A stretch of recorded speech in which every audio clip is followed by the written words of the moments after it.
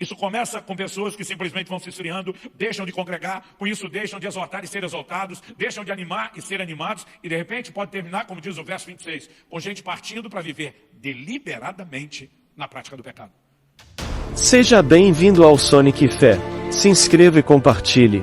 Deixe seu nome e pedido de oração nos comentários. Queremos orar por você e por toda a sua família. A Escritura diz assim: tu me farás ver os caminhos da vida. Na tua presença, a plenitude de alegria. À tua direita, há delícias perpetuamente. O salmista Davi, falando pelo Espírito de Deus, declara: tu me farás ver os caminhos da vida. Quando ele usa a expressão tu me farás ver, dirigindo-se a Deus, é óbvio que ele está falando de algo que não se enxerga com o olho natural. Não se discerne por mera percepção humana. Ele está falando de algo que requer intervenção de Deus, que necessita de auxílio do alto. E mais ao final nós vamos falar um pouco da intervenção de Deus. Mas ele segue e emenda dizendo: na tua presença, a plenitude de alegria. A Bíblia diz que na presença de Deus, não só há alegria, mas plenitude. A medida cheia, completa, inteira da alegria, ela está na presença de Deus. Agora, o texto termina dizendo: e à tua direita ou na tua destra, delícias ou deleites perpetuamente. Particularmente, eu acredito que a primeira frase, a primeira declaração do salmista, tu me farás ver os caminhos da vida, não está desconectada das declarações que vêm na sequência.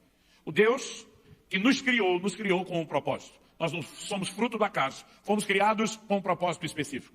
O apóstolo Paulo, pregando em Atenas, Atos 17, nos relata isso, nos versos 26 e 27. Depois de apresentar Deus como criador de todas as coisas, a um povo que vivia no que nós podemos chamar, do maior palco da filosofia do mundo daqueles dias. O apóstolo Paulo se dirige a essa turma. Talvez nenhum outro lugar do mundo tivesse tanta gente por metro quadrado fazendo os mesmos questionamentos básicos. Quem sou eu? De onde eu vim? Para onde eu vou? Para esse povo sedento de respostas, o apóstolo Paulo ele faz a afirmação que tinha um só homem, uma clara referência a Adão. Deus fez todas as raças e tribos dos homens. Então ele entra com o indicativo de propósito, para que o buscassem. Deus nos criou para que nós o buscássemos. Não porque ele tenha necessidade disso, não porque ele seja carente, não porque Deus tenha algum tipo de falta, porque nos versículos anteriores, Paulo havia declarado que Deus não é servido por mãos humanas, como se necessitasse de coisa alguma. Ou seja, ele é completo e absoluto em si mesmo. Ele não tem falta ou necessidade. Deus não nos criou para buscá-lo porque ele precisasse disso. Mas Deus nos criou, tendo claramente o objetivo, eu e você só seríamos preenchidos, só seríamos plenamente realizados na presença dele. Então o salmista está dizendo, tu me farás ver os caminhos da vida, ou seja, o Deus que é o doador da vida, estabeleceu caminhos, trilhos claros, que dizem respeito à razão da nossa existência. E quando ele fala que Deus nos fará ver os caminhos da vida, ele faz o link, dizendo na tua presença a plenitude de alegria, a tua destra delícias perpétuas.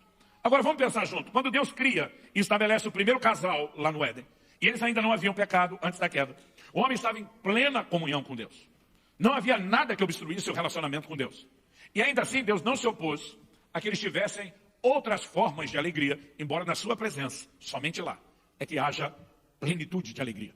Então, por exemplo, Deus declara para o homem, você pode comer de todas as árvores que há no jardim. Eu brinquei, todas, na minha Bíblia, ela está lá, maiúscula, negrito, ela tem uma ênfase enorme. Porque eu brinco sempre que Deus podia ter feito uma única fruta, com uma única cor, com um único cheiro, com um único sabor, com uma única textura, mas que tivesse todos os nutrientes que nós precisamos. E a gente passaria o resto da vida comendo aquela única fruta. Talvez fosse um tédio, mas a gente teria tudo que precisava em termos de subsistência. Mas embora o alimento também sirva à subsistência, Deus fez dele uma fonte de prazer. E ele caprichou. Ele criou frutas de todas as cores, com todas as texturas, com todos os tipos de cheiros, de sabores, frutas sazonais. Termina uma estação, nós ficamos ansiosos para que volte, para ter acesso àquele tipo de fruta que não tem o tempo todo. Deus estava dizendo ao homem, eu não me importo que você tenha outras formas de alegria. Mas ele claramente estabelece limites que não deveriam ser cruzados. E ele diz, mas da árvore do conhecimento do bem e do mal, você não vai comer. Porque o dia que você cruzar essa linha, você perde aquilo que você tem comigo e na minha presença. Obviamente, Deus não tinha nenhum tipo de ciúme de outras alegrias, desde que elas não trouxessem dano ao relacionamento com ele. Deus põe logo no início da criação e execução um plano eterno, de que o homem pudesse ter a bênção de uma esposa. E o que é que Deus estava dizendo? Eu não me importo que você tenha outras formas de alegria, aliás, até desejo, coopere e te ofereço isso. Mas ele nunca quis que o homem, na busca de outras alegrias, sacrificasse ou abortasse o relacionamento com ele. No entanto, ainda assim, esse casal, que tinha acesso à plenitude de alegria, de alguma forma escolhe ultrapassar a linha e o limite do proibido e avançar para outros prazeres que comprometeriam a conexão com a mais profunda e plena fonte de realização, que é o próprio Deus. Outro dia eu vi um pregador dizendo, pecado não dá nenhum prazer. Eu pensei, se não desse, ninguém pecava. A Bíblia não só mostra o pecado como danoso, mas mostra que no início ele pode ser enganoso. Quando no livro de Hebreus, no capítulo 11, no verso 25, a Bíblia fala dos prazeres transitórios do pecado. A Bíblia não diz que o pecado não dá prazer, diz que o seu prazer é transitório, é passageiro, ele é enganoso. Mas, obviamente, se não houvesse nenhum nível de prazer, as pessoas não buscariam. O problema é quando o homem, de alguma forma, se sente atraído por outros prazeres passageiros e compromete o mais profundo, duradouro e a mais completa fonte de alegria, satisfação e deleite que pode existir. E quando eu fico pensando, como é que esse casal troca essa plenitude de alegria por uma escolha tão insensata, com o perdão da palavra, tão estúpida como a que fizeram? A verdade é que a humanidade cede ao que na teologia chamamos da queda, e Deus coloca em execução um plano de redenção e de salvação. E ao longo do processo progressivo de revelação desse plano e desse propósito, surge na história do Antigo Testamento um homem conhecido pelo nome de Davi. O próprio Deus o chamou de um homem segundo o seu coração. Não porque fosse perfeito, mas esse homem, além de ser um homem de fé, um guerreiro, um conquistador, era um adorador por excelência. Alguém que tinha olhos para o Senhor, como os demais não tinham. Alguém que declara no Salmo 27:4, uma coisa eu pedi ao Senhor e a buscarei, que eu possa habitar no seu santuário todos os dias da minha vida, contemplar a sua formosura. E esse camarada que começa a se distinguir, não só dos demais na sua geração, mas em toda a antiga aliança.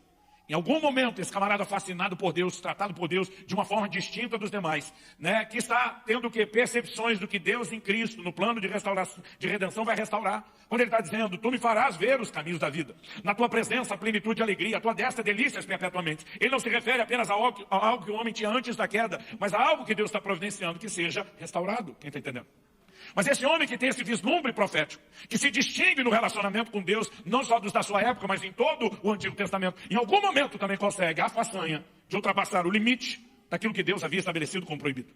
E ele troca os prazeres dessa presença de Deus, onde há plenitude de alegria, por prazeres ilícitos, ainda que esse não tenha sido o seu estilo de vida, e ele tenha demonstrado não apenas arrependimento, como vivenciado restauração, em algum momento isso foi negociado.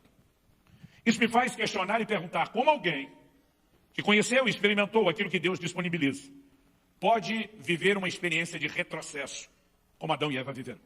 Como alguém como Davi, chamado de um homem segundo o coração de Deus, pode trocar a plenitude de alegria por um prazer transitório. E a verdade é que eles não são os únicos, não é a exclusividade desses dois exemplos que dei, do primeiro casal e do homem segundo o coração de Deus. A verdade é que isso de longa data já faz parte de um comportamento da humanidade. E a Bíblia adverte, eu e você não seguimos pelo mesmo caminho. O que significa que não adianta a gente julgar, nem jogar pedra em ninguém. O que a gente precisa é vigiar para que não aconteça conosco. Uma dessas muitas advertências está em Hebreus, no capítulo 3, dos versos 12 a 14.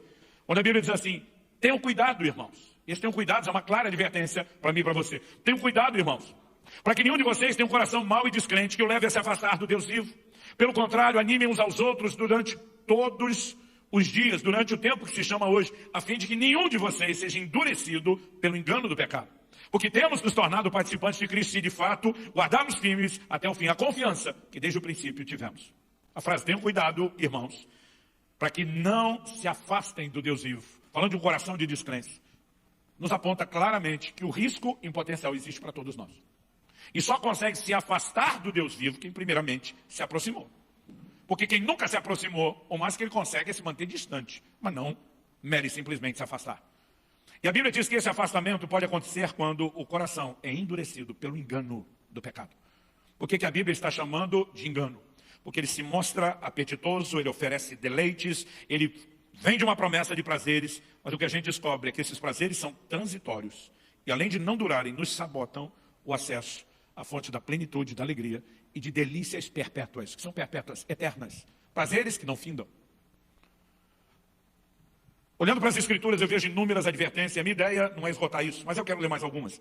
Em Hebreus, no capítulo 10, de 19 a 26, nós lemos, portanto, meus irmãos, tendo ousadia para entrar no santuário pelo sangue de Jesus, pelo novo e vivo caminho que ele nos abriu por meio do véu, isto é, pela sua carne, e tendo um grande sacerdote sobre a casa de Deus, aproximemo-nos com o coração sincero, em plena certeza de fé, tendo o coração purificado da má consciência e o corpo lavado com água pura. Guardemos firme a confissão da esperança sem vacilar, pois quem fez a promessa é fiel.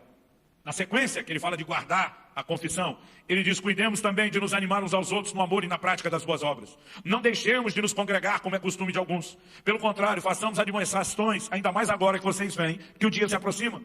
Porque se continuarmos a pecar de propósito, outra tradução diz deliberadamente, depois de termos recebido o conhecimento da verdade, já não resta sacrifício pelos pecados. A Bíblia nos mostra que com determinação eu e você devemos entrar no Santo dos Santos, pelo sangue de Jesus, guardar firme a confissão sem vacilar. Por que ser exortados a não vacilar? Porque o risco existe potencialmente para cada um de nós. Isso começa com pessoas que simplesmente vão se esfriando, deixam de congregar, com isso deixam de exortar e ser exortados, deixam de animar e ser animados, e de repente pode terminar, como diz o verso 26, com gente partindo para viver deliberadamente na prática do pecado. E o limite pode ser cruzado a ponto da Bíblia dizer que já não resta sacrifícios pelo pecado. Ou seja, um caminho sem volta. Falando de caminho sem volta, em 2 de Pedro 2, de 20 a 22, a Bíblia diz: portanto, se depois de terem escapado das contaminações do mundo, mediante o conhecimento do Senhor e Salvador Jesus Cristo, se deixam enredar de novo e são vencidos, o seu último estado se tornou pior do que o primeiro. Pois teria sido melhor que eles nunca tivessem conhecido o caminho da justiça, que após conhecê-lo, voltar atrás e se afastar do santo mandamento que lhes havia sido dado. Com eles aconteceu o que diz certo provérbio muito verdadeiro: o cão volta ao seu próprio vômito e a porca lavada volta a rolar na lama. O Senhor Jesus não tirou eu e você da lama para que a gente voltasse para lá. No entanto, quando olhamos a história da igreja, não precisamos voltar 2000 anos para descobrir isso. O tempo todo está acontecendo perto de mim e de você. Algumas estatísticas apontam que nós somos, no mínimo, 50 milhões de evangélicos na nação brasileira hoje. As outras estatísticas apontam que nós temos uma média para cada um crente firme e um desviado. Nós não podemos simplesmente olhar para isso e imaginar que não exista risco.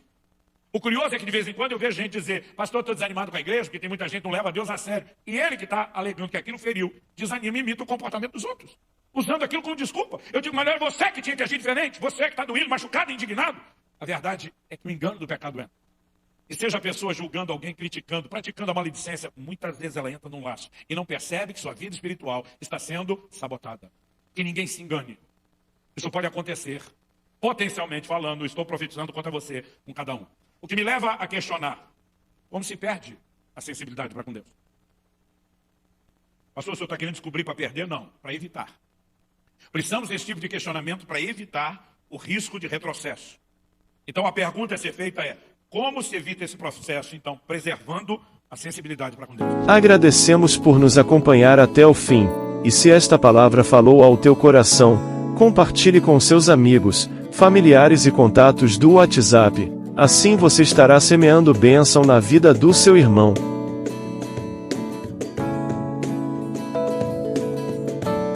Até o próximo vídeo. Deus abençoe sua vida.